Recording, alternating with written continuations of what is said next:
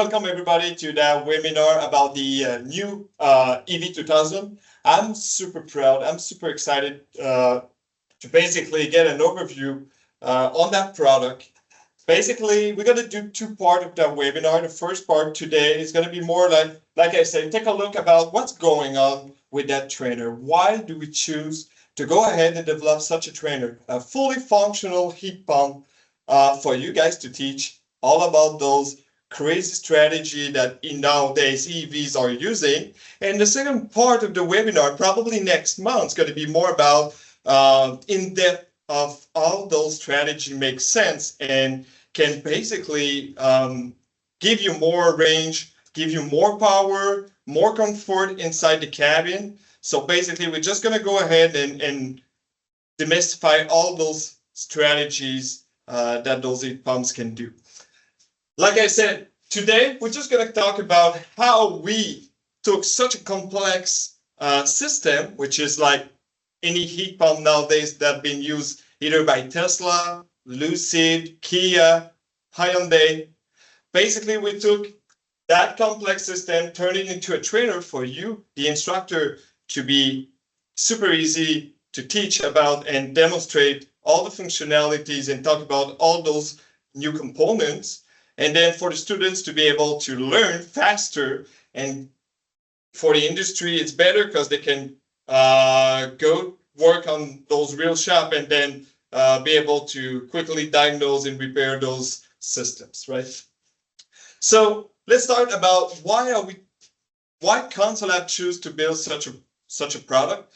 Basically, we all know that heat pumps became essential system in those EVs. So back in the days, those standard ICE combustion engine vehicles are using traditional AC systems. And if those systems fail, I can say, you know what, I'm just going to wait to repair those systems because I don't need AC. I can just like crack the windows and get some air. I can wait. Those systems cost a lot of money to repair, so I can just wait. But the thing is, with those EVs with heat pumps, and even without, it's not an option. We cannot wait. We need to fix those systems if there's a problem. The reason why is it's not just because we need to cool down or heat the cabin for your comfort, but it's also for thermal management of the high voltage battery and also some important modules. We all know that nowadays vehicles became with a lot of equipment, such as some ADAS computers. Those guys get real hot, right? So they need to be cooled down. And one of the reasons why that basically any manufacturer who's building EVs become more and more toward heat pumps is because you can either cool or heat the cabin while cool or heat any other components such as the battery and any computer that needs to be cooled. But we can do it without basically using a lot of energy, right? It's all about range, performance, and comfort. So if you look to the screen, I basically put two pictures. Those are computers that needs to be cooled by liquid. So we do have some glycol going on to do some thermal exchange and cool down those computers, whatever they need. But the thing is, like I said, there's so many strategy behind how a heat pump work. And one of those is I can cool down those computers if I need to, but also what I can do is capture that heat and basically transfer that heat from those hot computers and deliver the heat somewhere else. So that's the magic behind any heat pumps. Basically, a heat pump is going to take some heat from a place and transfer it to another place without losing the energy, or at least minimize loss of energy.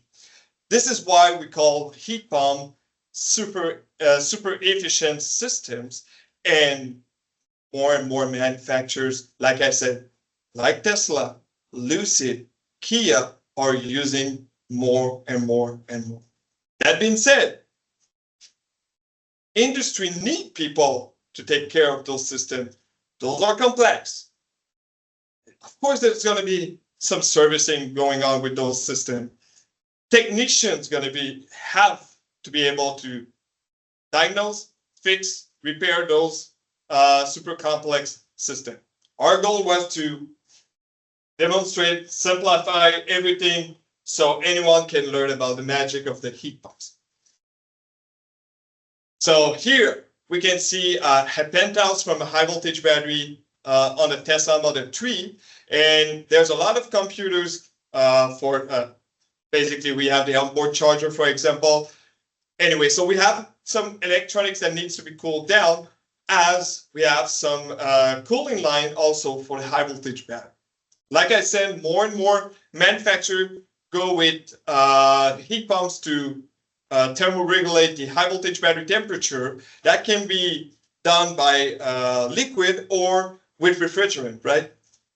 The thing is, a lot of those manufacturers are using the liquid to cool down the battery because the thermal exchange with liquid is way more efficient than just with air. That being said, that trainer right here is not based on one particular manufacturer, okay? So it's based on different combination of different manufacturers, like I said, such as Tesla, Lucid, Kia, Hyundai. And basically we took out, we displayed everything out so everyone can see each individual component, what those components do, how they work together to create that cycle and strategies where we can do both refrigerating, cooling, heating. So let's take an overview of the trainer. It's a fully functional heat, right? What I mean by fully functional, it's fully functional. So I have here on the front panel 10 different modes, which I like to say 10 strategies. Strategies, why? Because it's strategies that the car is going to develop or basically use to reduce the consumption of energy and give you the more range on your vehicle. So, like I said, here on my front panel, I have 10 strategies that I can easily demonstrate to my student and just switch mode by mode. So let's start one mode. Mode number one is going to be the classic cabin cool, which is exactly the same as any type of standard AC system in our ICE vehicle. So we do have our evap here. We do have our condenser at the front, which now I like to say heat exchanger. Why? Because depending on the mode, what we're going to do with our system, with our heat pump, is basically switch everything out, right? So that being said, this guy here, we like to say condenser, right? But I like to say heat exchanger because it can be condenser in one mode and in another mode can become an evaporator. So an evap, right? So I like to call this guy the exterior heat exchanger. But like I said, we can switch from mode to mode. This one is now cabin heat. So I'm going to have some heat coming out of the interior condenser. And that guy now becomes the evap. So an heat pump can switch side. That's one of the magic behind it.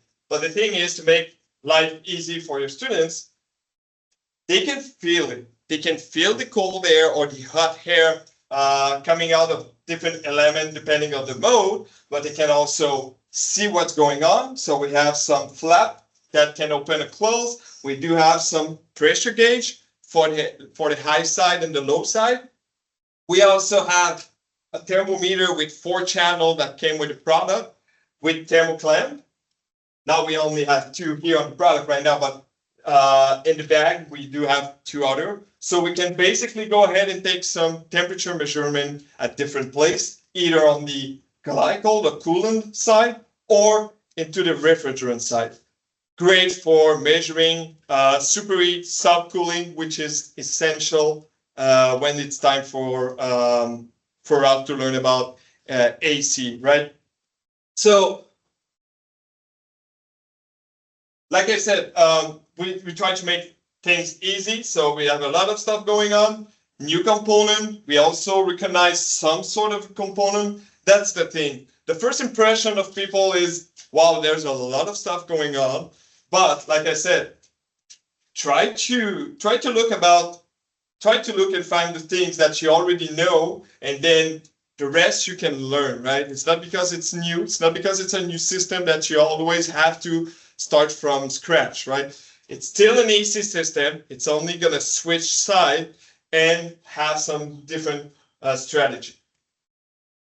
So we also have 13 faults that are built in the product. The faults are not meant to be electrical diagnosed. The faults are more for you, the instructor, to get access to. So basically we have on the side of the product another control panel, lockable control panel basically, and you get access to more function such as the fault. The fault are meant to be applied again and again and again, and for the students to understand the impact of those faults in the systems. So I see a drop in low volt in the low side pressure. I see a raise in the high side pressure. What's going on if I have I don't know, a blockage? Or so it's not about how to do some electrical diagnosing, but how those system can be affected by different type of faults. We already have some different product for all about electrical diagnosing, but this is all about what's going on. You also have different options such as a bypass safety limits. The bypass safety limits, basically it's a cool function we decided to have with that product, and basically it's gonna ignore the low side limit, so you can allow the system to go into a vacuum mode, so you can create some cool scenario like ice up all the low side of the product. But even with that bypass on, you won't ignore the superior limit for obvious reason, right? Like safety and so on.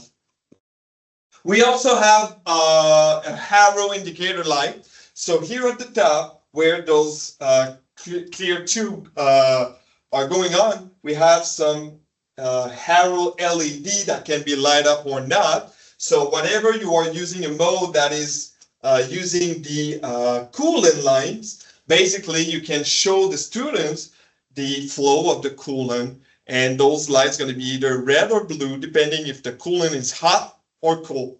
So we just had another layer for you to do some demonstration. Let me show you actually. So let's say I'm going to go to back cool HVAC. So what I'm going to do is I'm going to use my refrigerant to cool down the glycol. So now I can explain to my student what's actually going on, but I can also show them the LEDs so they can see the flow of the glycol, like I said, with those LEDs popping up, and show the students what's the flow and if the glycol or the coolant basically is hot or cold.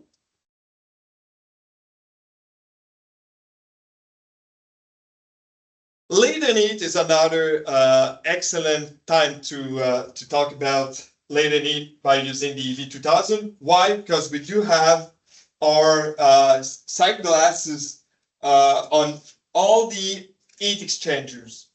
So basically, those sight glasses can allow me to see the change of the refrigerant, so liquid to vapor. So this is another great opportunity for teaching about latent heat, which is a huge part of the AC system. Now we can introduce the chiller. No, it's not a flux capacitor from Back to the Future. This is a chiller. The chiller, we made it clear again, just so they can see what's going on inside. It's not exactly the same as a real car, but the thing is, we do have the refrigerant going on the coil inside, and then we have the glycol that is in contact with that coil. They are not mixing together, refrigerant and coolant not mixing, but basically they are touching so they can allow some heat transfer. Like I said, using liquid for heat transfer is way more efficient than the air. It's about 25% more efficient. So the chiller is like the bridge between those two loops, the refrigerant loop at the bottom and the coolant loop at the top. So the refrigerator, so the chiller basically, depending of the mode, when it's active, is becoming your evap, right? So it's gonna absorb heat from the coolant line, and then basically with that heat, the refrigerant becomes vapor and go back to the compressor. We also have the PTC, so the PTC heater that is included now into the coolant loop. So the earlier version of those Tesla Model 3, for example, used to have a PTC heater inside the cabin because you didn't have the radio core. But the thing with that is it was air cooled, that PTC heater. And if there's a lack of airflow, the PTC heater turned bad, and then there was some isolation faults going on. And isolation faults and EV doesn't like basically doesn't like allow the car to drive. So having a PTC now in line with the coolant, and with that liquids going on, basically prevents that from happening, or at least it's way better now. The PTC, the problem with the PTC basically is it consumes a lot of energy. So the system wants to be as efficient as possible. So before using the PTC, it would try so many other strategies first. Then if it really needs to have a little extra heat going on, it's going to use the PTC.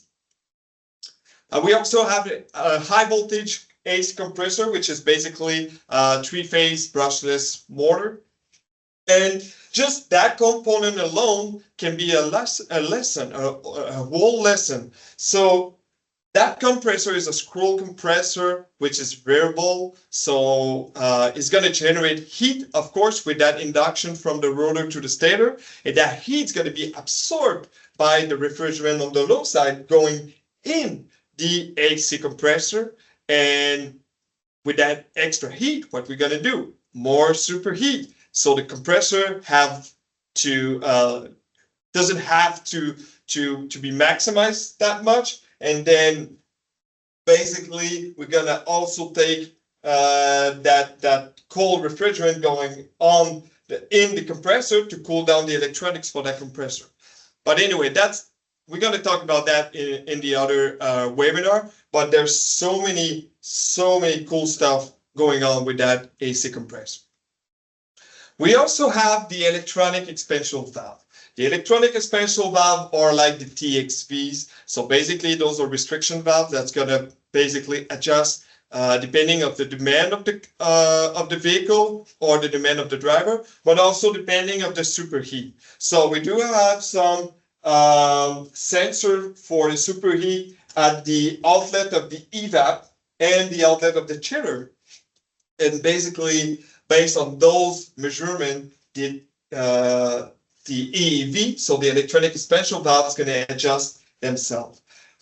So we have here on the board 3 EEVs, which mean wide, but it's only because we can, depending on the mode, cool or heat at the same time different zone of our system. So we can, for example, cool down the battery, but at the same time heat up the cabin.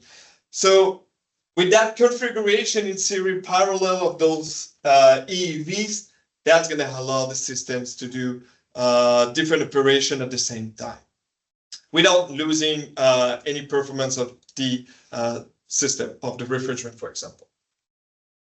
So let's just take a look at that here real quick. So like I said, a heat pump is something that's going to absorb heat from a place and deliver it from another place. So that mod number one, or strategy number one, like I said, is going to be our basic operational, like any basic operational AC system. We're going to have our compressor that's going to compress some hot gas. And we force our way to that interior condenser.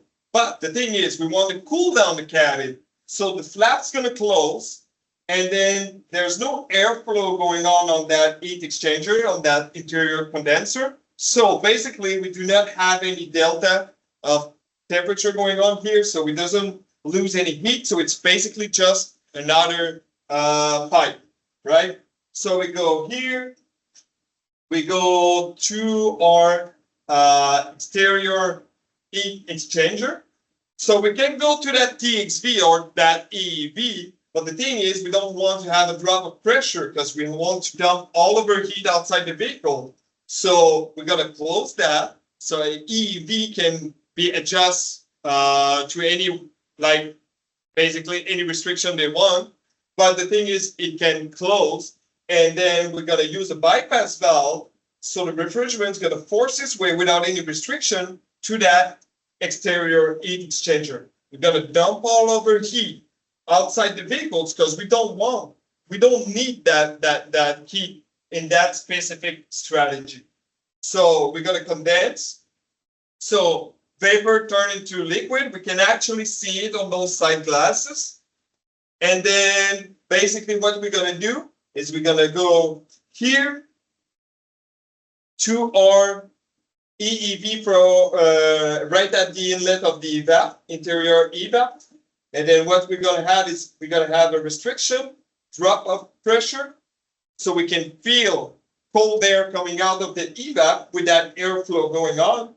And then we can see with those side glasses again, basically liquid, and at the top, at the outlet of the evap, we can see that it's basically only gas. And then what we're gonna do is go back to the compressor, enter the accumulator, and go to the compressor. Basic AC function, right? Now let's switch. Let's basically move everything out, inverse everything. So now we want to heat the cabin, right? Same thing. Compressor is gonna compress. Hot vapor. We're gonna go inside that interior condenser. Now we want to have some heat. So basically, we're gonna dump all of our heat inside the cabin. So we're gonna have the airflow going on that condenser. The flap is gonna be open. So dump all of our heat. We're gonna be vapor at the top, and then we're gonna condense. So liquid at the bottom of the condenser. We're gonna go back here. Now we're gonna use that EV since this guy is now the evap. So we're gonna use this guy as an evap. We're gonna absorb the heat from outside. And then people say, well, Jerome, how am I supposed to absorb the heat from outside when it's super cold outside? Well, even if it's even if it's at zero or sub-zero, there's still some heat to be absorbed, and that can be proved by using the superheat analogy I like to do with air that we are breathing, right? So I like to talk about, I like to ask people, is the air that we are breathing now is subcooled or superheated? And people are always, I really don't know. Then you just go to a chart for the oxygen and nitrogen that is basically the composition of our air. And then based on the atmospheric pressure, you can see that those the boiling point of oxygen is basically at like minus 193 degrees Fahrenheit, right? So even if it's cold outside, there's still heat to be captured in the air, right? So evap, we're gonna basically go up here. We are not using that TXV or that EEV now because that's our evap. So we're gonna use the bypass, so no restriction. We're gonna go to the evap without any airflow. And then, so that guy's become just like a normal pipe. And we're gonna go back to our accumulator and the compressor. So we have so many different strategies, so many different scenarios that we can do with faults, restriction, you name it. But the thing is, we are able to show and demonstrate a heat pump with a board that fits through any classroom door. And at first, like I said, there's a lot of stuff going on. But when you start to talk about those different components, the chiller, the PTC, the high voltage compressor, it just becomes more and more clear. And for the students to be able to see, to be able to feel, to touch, to measure temperature, it's just another great way, innovative way to set up the level of teaching and the level of learning. All right, so before closing the webinar, I just want to show you another mode, and this one is back cool. So we want to cool down the battery, right? So this strategy is basically one of the strategy that has been used for those two systems, the coolant loop and the refrigerant loop. So we're going to use the chiller, like I said, that is the bridge between those two loops. So we're going to have a compressor basically that is going to compress some hot vapor. We're going to go to that interior condenser. We don't want to have some heat inside the cabin, so the flaps are closed, no airflow. We're going to go back to our exterior heat exchanger. We're going to dump all of our heat because we don't want the heat to be inside the car. Then now we are using the chiller. The chiller is now becoming our evap. So that little guy is going to become super, super cold. So that coil inside the reservoir is going to become super, super cold. And with that hot glycol that is coming from the high voltage battery is going to be cooled by the chiller itself. So all the heat that is absorbed from the coolant basically is going to turn my refrigerant from liquid to gas. So we can see it by those side glasses. We're going to go back to our compressor. On the coolant side, we're going to have our little pump that is a low voltage pump, not a high voltage pump, but it's a low voltage pump that is going to pump the hot glycol in the chiller and coming out of the chiller cool. So the chiller basically have two inlets and two outlets. So 4 port, 2 for the glycol or the coolant, and 2 for the refrigerant.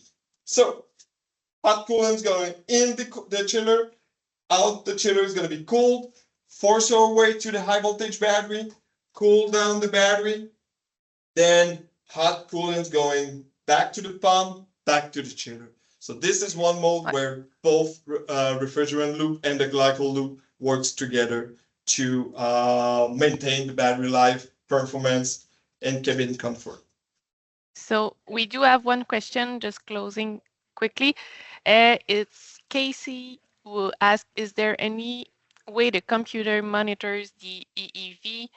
Does it monitor wiring integrity, or does it check system plausibility of system PSI versus command operational of the? So that is a great question. So since the EEVs are electronic expansion valve, so they're command and monitored by computers. Okay. So that being said, if there's any problem with those EEVs, the vehicle is going to set up an alert. So basically, we need to have those systems monitored by computers, since we know that if there's any problem with that EC system and that the batteries cannot be thermoregulate, and we want to prevent to have any bad stuff going on with that high voltage battery. So in that case, you're going to have an alert, and if there's really something wrong with that battery, either you cannot charge the vehicle, or it's going to turn into a safety mode, which basically you're going to have like almost no power, so you can drive not super fast. But the thing is, yes, everything's monitored by the computers, and if something wrong, if there's an EEV that it's stuck, you should have basically an error that is going to pop up to the car. And also, I don't want to spoil what's our faults with that product, but we do have some stuff going on with those EEV, so it's super easy for you to demonstrate the effect on the system itself and how can you use those pressure gauge to see what's going on and diagnose exactly what's the problem.